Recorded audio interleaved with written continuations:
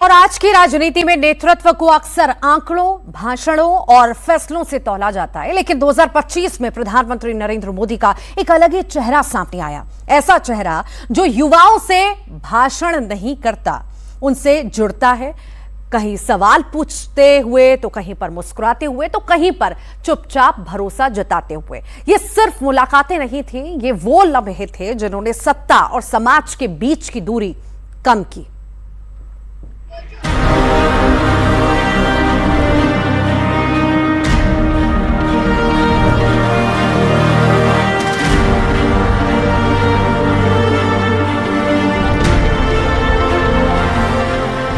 प्रधानमंत्री नरेंद्र मोदी का युवाओं से औपचारिक रिश्ता नहीं है, बल्कि अनुभव से निकला रिश्ता है। शायद इसलिए क्योंकि उनका अपना जीवन संघर्ष, जिज्ञासा और सीख की राह से गुजरा है, जिस पर आज का युवा चलता है। 2025 में जब वो खिलाड़ियों, छात्रों, बच्चों, वैज्ञानिकों और कलाकारों से मिले, तो हर मुलाकात में एक बात साफ दिखी, यहाँ कोई ऊंचा मंच नहीं था।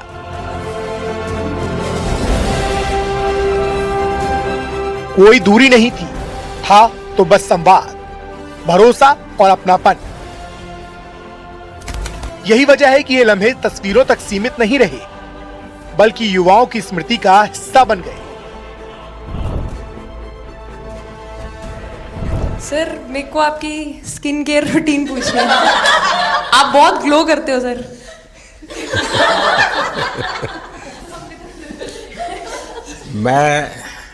मेरा इस विषय पर ज्यादा ध्यान नहीं गया था। सर, ये करोड़ों देशवासियों का प्यार है आपका। जब प्रधानमंत्री नरेंद्र मोदी भारतीय महिला क्रिकेट टीम या ब्लाइंड क्रिकेट चैंपियन से मिले, तो वो पल औपचारिक सम्मान से आगे निकल गए।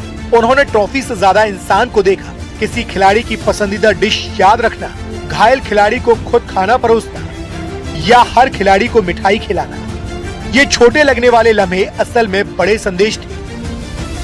संदेश ये कि उपलब्धियां तब और बड़ी हो जाती हैं जब उन्हें इंसानियत के साथ मनाया जाए। युवाओं के लिए सिर्फ प्रधानमंत्री की मुलाकात नहीं थी, ये भरोसे का वो एहसास था कि उनकी मेहनत सिर्फ रिकॉर्ड नहीं, सम्मान भी पाती है।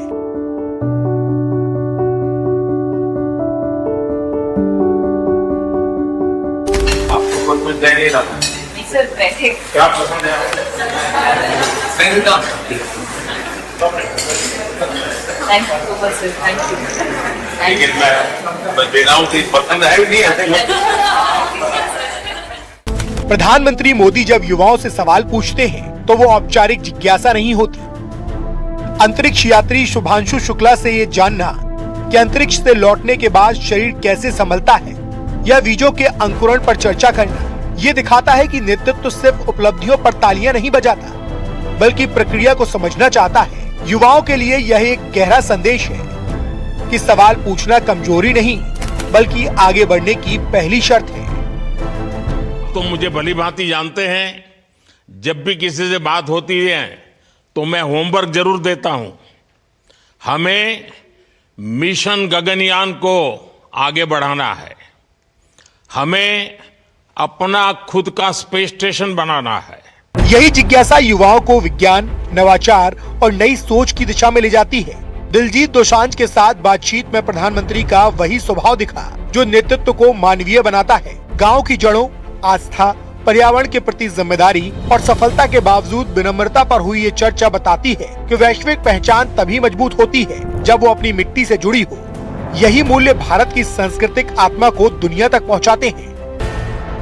रिसाइकल, रीयूज अभी दुनिया में नाम आया है, हमारे तो ब्लड में है। दुनिया को इसका पता नहीं है।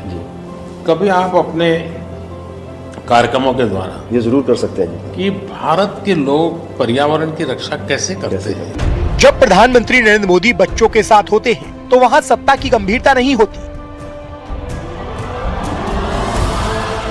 राखी बंधवाते हुए हंसी, हाई फाइव्स, खिलौने और मोर पंखों के साथ खेल, ये सब दिखाता है कि नेतृत्व कठोर नहीं, संवेदनशील भी हो सकता है।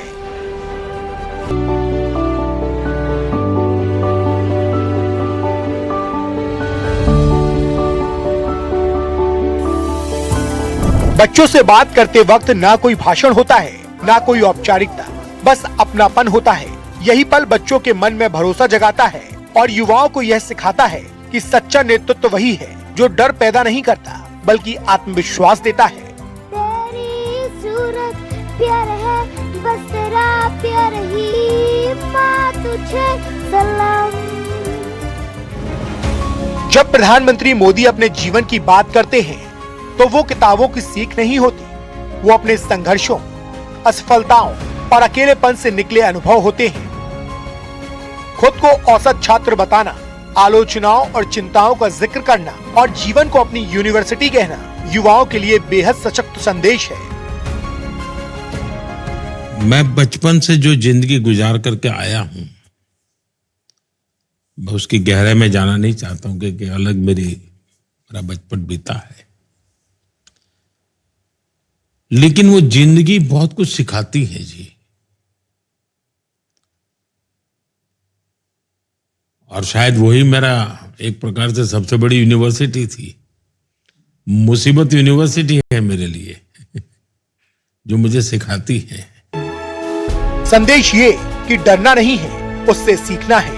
2025 में युवाओं के साथ बिताए गए ये लम्हे दिखाते हैं कि पीएम मोदी नेतृत्व आदेश देकर नहीं, उदाहरण बनकर करते हैं। और शायद यही वजह है कि युवा उनसे सिर्फ सुनते नहीं हैं, बल्कि जुड़ते हैं।